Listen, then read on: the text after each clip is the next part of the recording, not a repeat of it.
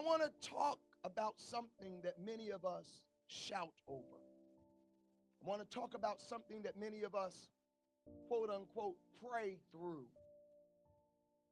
or we dance around, but rarely deal with it.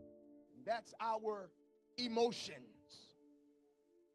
In a world that says, don't let them see you sweat. In a world that constantly tells you to keep it together, we've learned to hide what hurts. We've learned to smile when we're sad. We've learned to shout over what we should have surrendered. The Bible tells us in Proverbs 4:23, above all else, guard your heart. For everything you do flows from your heart.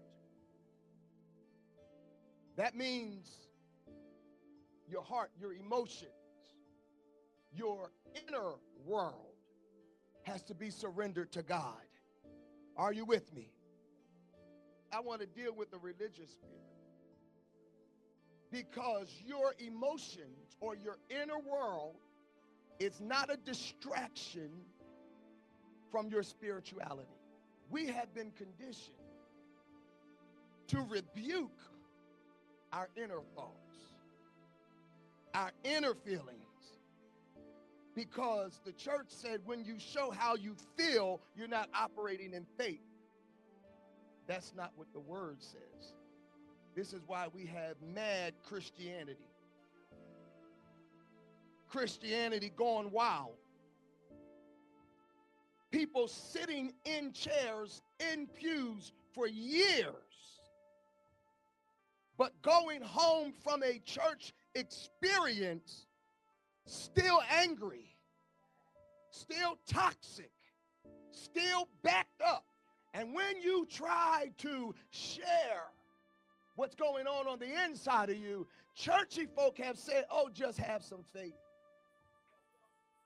Your emotions, your inner world is not a distraction from your spirituality. It's the doorway to your healing. In the Psalms, David didn't hide from his emotions.